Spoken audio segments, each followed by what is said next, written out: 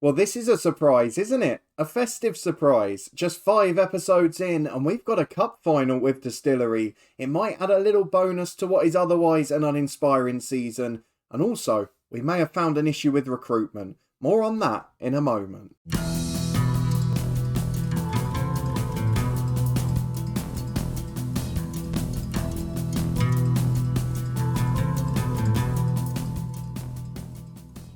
Yes, hello and welcome along to part 5 of Lifting Spirits with me, Daniel. We are back today to face Moyola Park, the pre-season favourites in the league again. It was a thriller last time, we came out on the wrong side, but it's 5th v 6th and this table is so tight. We've then got a Christmas Eve Cup final against East Belfast, a lower league side. We'll talk about why it's there and why it's not on Christmas Day in a minute. And then of course, we'll talk about that little recruitment issue I think we may have found in FM23. But if you're looking forward to it, seeing if we can win our first trophy and edge closer towards the top of that league table, then please do put a thumbs up and subscribe for daily FM23 content. We'll be back later with the head coach, but for now, it's all about Distillery. Let's go and have a look at what's been going on. We've got a lot to get through here. So if we go and have a look at the schedule first and foremost, we've played a lot of games since we were last here. I think 11 in total. So you're with me as we lost at home to Moyola Park and lost to Ballymena after a late fight back. We got back to winning ways though with a very good win against Hanover in the Steel and Sons Cup quarter final. Mark McKee with 2 and McVarnock with 1 off the bench. Against Rosario, another lower league side, this time in the Intermediate Cup. We won 1-0, which seems to be our favourite result in this competition so far. Mark McKee popping up with the winner again. Against Ballymacash Rangers in the league, we drew 1-1. Jaden Withers getting a second half equaliser. Backed up by a 1-0 defeat against Armour in a game we absolutely dominated. And also against Dolinstown, a 1-1 draw in a game we were truly dominant. We were then maybe slightly more fortunate against Banbridge, but we did go over 3 months without a league victory. Not a good sign at all for us really. In between that though, the cup form continued. We seem to be an ultimate cup side this year, struggling in league games, but when the cups come along, we deliver our best. And we beat today's opponents, Moyola Park. Shearer, McKee and McVarnock all get 1 apiece. Of course, Mark Kelly scored for the visitors. A 1-0 win in the Intermediate Cup against Rectory Rangers as well. McVarnock getting a winning goal yet again. And in the 4th round of the Irish Cup, we played Ballina Millard's reserves. They're a second tier side, but their reserve team obviously further down. And we managed to get a 4-1 win in this one. Aaron Brown, 2 for Shearer and 1 for Jaden Withers. We then back it up with back-to-back league wins as we finally found some form. A 2-0 win against the Police Service of Northern Ireland, McKee and Shearer getting the goals there. And then a 4-1 win at Limavady United. And late on, we just went on a goal glut. A hat-trick for Shearer, a perfect hat-trick for Jordan Shearer. And Jaden Withers getting yet another goal. The boy's starting to find form. And if we look at what's happening now, once we get through these 2 games today, we got a lot of home games to think about. Next month, the schedule's a little calmer. We've got the league split to come at the start of April.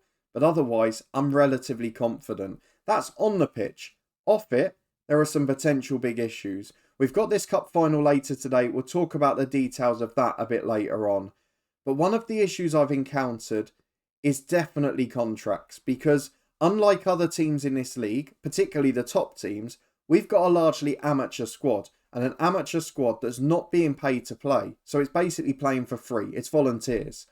The issue is, with our wage budget, we're only able to bring in 3 or 4 players on actual contracts, whether that be pay as you play, whether that be a wage, whichever it is. And we're not able to offer amateur contracts to people other than paying them to play. And most of them have unrealistic demands, which means if we continue to have the same problem we have now, which is a lot of our amateur players gradually being snapped up, both from the reserve team and from this one, then what on earth are we going to do when we run out of players? Because we're basically going to have to rely on 11 loans from other clubs to survive. It really isn't an ideal situation. Financially, the club's still losing money, despite the fact I'm spending next to nothing a week. So what the operational costs are, I don't know. We'll have to have a look later down the line. And in addition to that, there is going to be more transfer news as well. I decided to stick with the goalkeeper because Ethan Carey is the biggest improver off the pitch at the minute, and he's actually playing pretty well. But you can see here, we have got 6 players, albeit largely reserves, leaving on a free agent deal on the 1st of January because they've been poached on amateur contracts. That's taking away some of that squad depth. We have, though, managed to get an offer for Brendan Bennett, who is the only player taking a weekly wage. Now, at the moment, it's 50 quid a week, and Limavady United, although they take him, it won't get us back into the black financially. So we might then still have to let a Stuart Thompson go. And it basically depends. Wherever we can get loan players from higher division clubs, that's where the players who are being paid to play will have to be released to make room. Because we need to get a good 11 together. And at the moment, we can only make it 4 or 5 of our own accord. So a lot of begging, stealing and borrowing to be done in the future. But for today, it's a big game against Moyola Park. Because after 3 months without a win in the league, it's back-to-back victories and back in contention. Because if we look at that top half, it's so tight. 26 points at the top, 22 for the next place down, which is the playoff. And we're only 4 points off that despite being mid-table and despite not winning for over half of our games this season. So looking towards the bottom, there's no threat of relegation. It's just whether we can step up and do something special. We've got higher tier opposition in the Northern Irish Cup. I'd probably expect to go out at that point. And we've still got a chance in the Intermediate Cup. So I think that's where we prioritise this year. Can we finish strongly in the top half of the league? And can we win one of these cups? Well, you'd argue we're favourites for one of them now.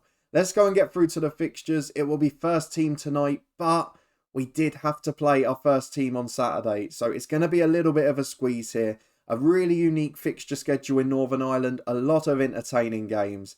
But what's going to happen here? Let's get our best 11 out on the field and see if they're all fully fit.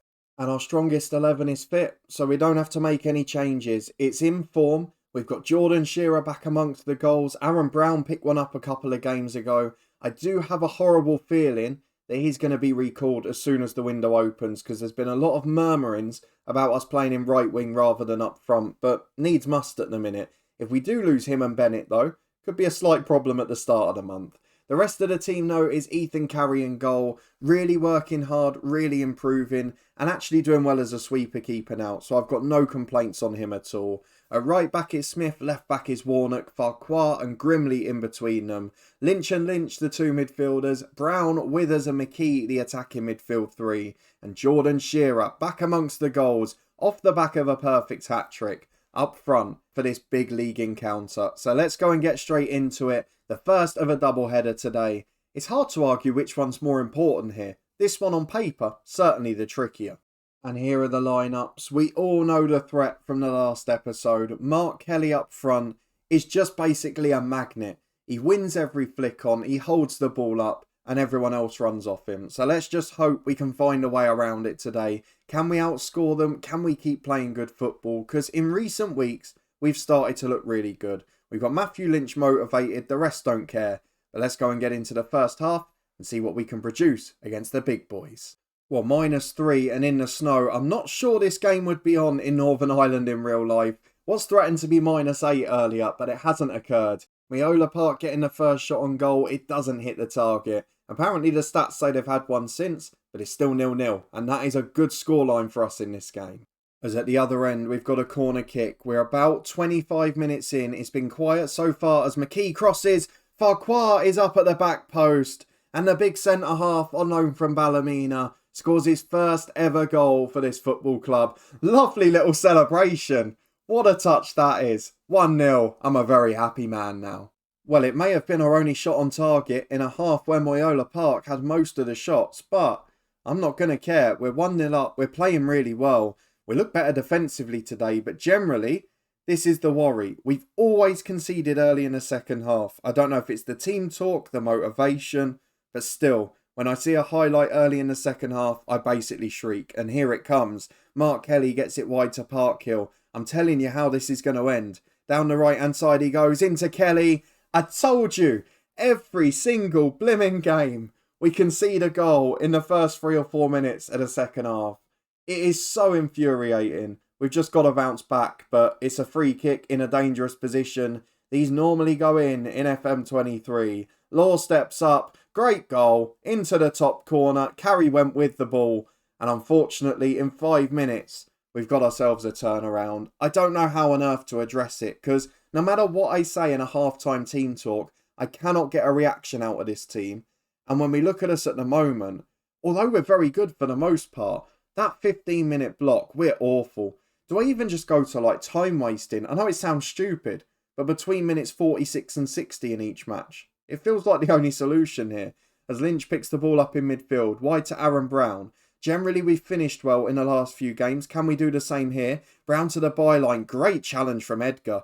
And cuts it inside to Valls on the edge of his own box. Long clearance forward as far as Kelly. Good challenge Farquhar. He's had a very good game as it's up to Shearer. Support on the right from Aaron Brown. 4 in the middle if he can cross it. Shearer's up. Hedge just wide. We've got a bit of a problem at the back. Smith's playing awfully. Grimley's knackered. And he's on a yellow card. We're going to have to make some changes. It's not ideal at this point.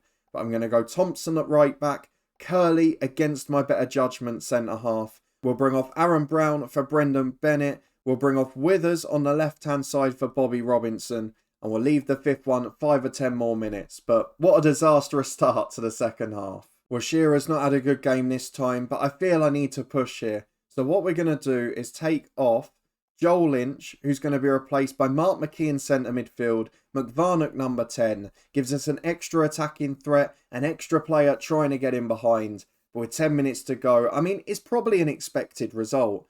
But the frustration is the way it happens. It's carbon copies. And that is pretty much the story of this team. We lose 2-1. Inconsistency is the key. And unfortunately, what's happening after half time is a big problem. And I've looked at all the data. I've looked at all the stats. I just cannot put my finger on it. Back in a moment for the cup final where we cannot afford the same slip up because it looks like the only chance at a trophy we've got this year now.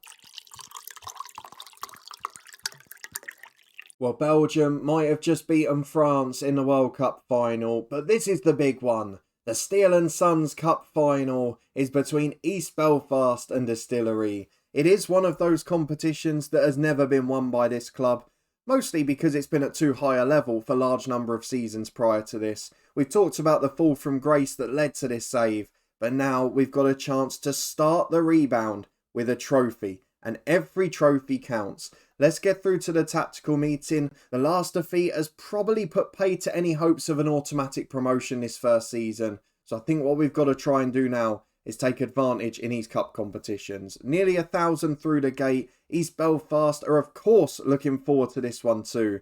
They're the underdogs. There's no pressure on them. A final that normally takes place on Christmas morning unless Christmas falls on a Sunday. And 2022 is one of those years. So we're going on Christmas Eve for a chance at our first trophy. Is an early Christmas present on the way? Let's go and pick our 11 and then find out. And again, everyone is fit, but only 5 subs today, so we've had to make some choices. And I have made one change to the starting 11. It's a bold one too.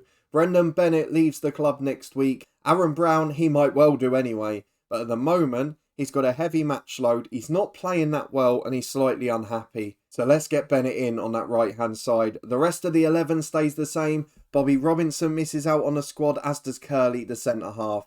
But into the game we go. We should be favourites, we should be winning it, but cup finals aren't played on paper. And here it is. There are a couple of players in this East Belfast side that would walk into our first team, so don't be fooled by the fact that they're in a lower division than us and not in one of those playable leagues. We're going to tell the lads to make this day for the supporters, give them a memory that lasts a lifetime. And even today, on a game like this, no reaction at all. Absolutely embarrassing. Let's get through the tunnel. Let's praise the lads. Let's get out into the first half. Please, give us a reaction. Give us a moment to enjoy. Well, we've been the better side so far, just according to the stats, but there's not a lot in it. 35 minutes gone, and it's our first highlight, and it's a McKee free kick. Tipped away brilliantly by the goalkeeper. Lynch picks the ball up on the right-hand side to Smith, and we have to start again from halfway with Grimley making his way back, goes for the big switch to Withers. Should just keep it in and does. Lovely touch to Warnock. Chance to cross. It's a poor ball. It's cleared away with ease. Holland knocks it down. Good challenge from Josh Lynch though. To Farquhar. Over the top towards Shearer. Headed away. Bennett can't get there and now they can come clear. East Belfast on the counter. But Warnock nicks in. It's scrappy. It's chaotic. It's lacking in quality. And that shot's comfortably wide. Not quite sure what he was going for there. But 0-0. We are the better team, as you can see. And at half time, that's how it stays, which is a bit of a concern when you consider how we normally start the second half. So let's try and get a bit of a reaction here. I'm going to try the same as the start. It's done nothing. It's so frightening. I mean, we've actually played well in this match. We've made it to 50 minutes without a highlight, which might be a blessing in disguise. Bennett's been the worst player on the pitch for us, so that decision might not have paid off. And I'm a little bit worried about the fitness issues with McKee. For now, though, with 25 to go, Bennett off, Brown on, back to our first choice 11. Now let's see, after Bennett's come off, whether we can produce that moment that wins us the trophy, as it's a free kick in from McKee, headed away as far as Josh Lynch. He's got two inside of him, goes all the way back to the keeper, 60 yards odd to carry, and he's got options out wide. Smith, the fullback, is there, to Matthew Lynch. Out to Smith again, chips over the top. It's aimless, it's not very good. We almost look nervy, and we definitely don't look dominant, which you would expect against a lower league team. So it's a long ball forward to Grimley. Warnock flicks it on. Withers up, but can't win the header. Wilson down the right, should be dealt with. Farquhar does well. Finds Warnock, into Josh Lynch. Carries it over halfway. He's got three up making the run. Was Withers onside? He's going to score it, surely. He does. But is the flag going up? It's not. Withers scores the goal. The Cliftonville Loney. And if that doesn't tell you what my January transfer strategy is going to be, then nothing will. We deserve the lead. We've been really good. But it didn't look like it was coming. I'm going to wait till about the 80-minute mark. This game isn't about development off the bench. This is about getting a victory.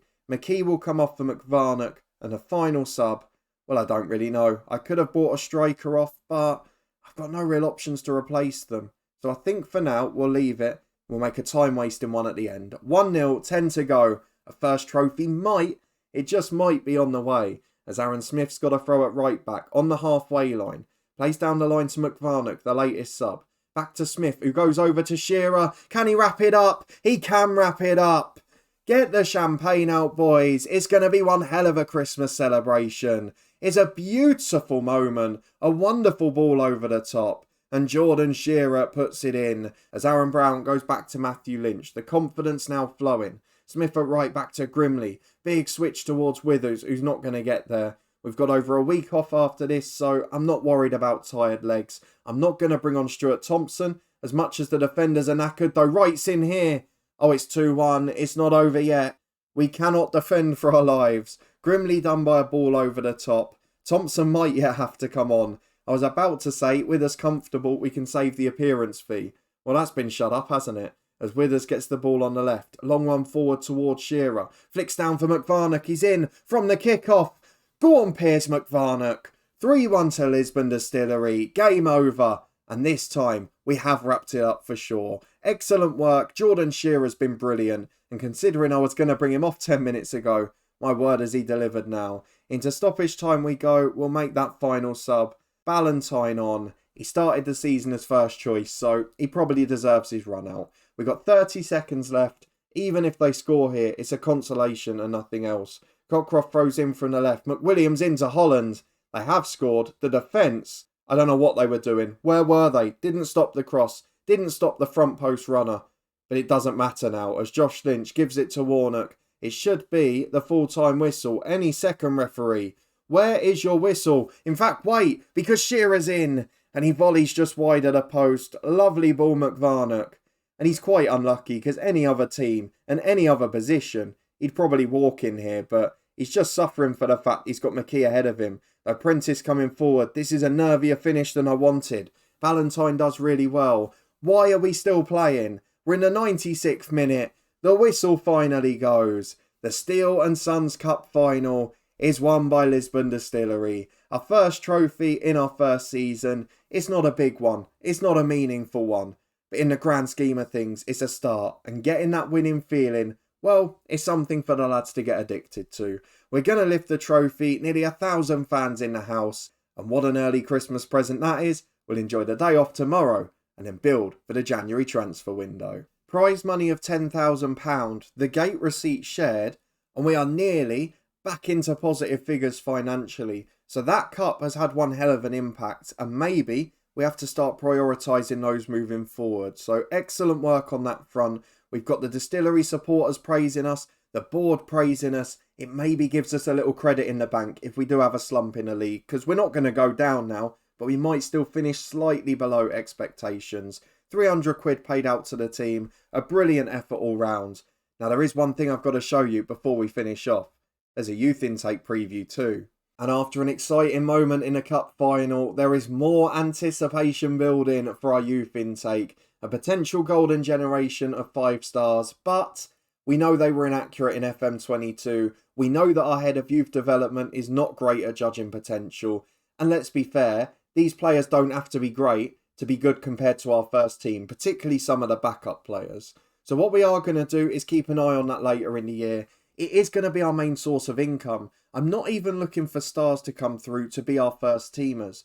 I'm looking at ones we can get on a contract and maybe even sell. The prices are relevant, £2,000, £3,000, £4,000 to the top tier sides. But get that sell-on clause in, 30, 40, 50%. And then if they do well, if they get that move to England for 500 grand later down the line, that's when we can start to get 5 and 6 figure sums in. And that's got to be our priority for the next few years. As I see it at the moment, with the restrictions we talked about earlier, I think it's the only way we really grow. But let me know what you thought of all of that and the massive cup final we just won. In years to come, when we move on to perhaps bigger and better things, we'll remember that as the moment it all started. For now though, we're going to wait until transfer deadline day and we will be back again at the end of January for that and probably the Banbridge game if we go out of the Irish Cup as expected. But if you did enjoy this one, narrow defeat in the league, a big win in a cup final though, our first trophy of the save. Please do chuck a thumbs up on it and subscribe for daily FM23 content. Let me know in the comments what you think I should do in January. How are we going to free up wage bill and where should we prioritise? And do you think after that defeat against Moyola Park, like me, that promotion is probably too far this year? It doesn't matter though, there's a trophy on the board and the head coach will be back later as well. So keep your eyes peeled for that. The playlist so far in the eye above if you've missed it. Check out our top 3s for save ideas and more FM related guides as well. And I'll see you here again tomorrow for transfer deadline day and more big action with Distillery.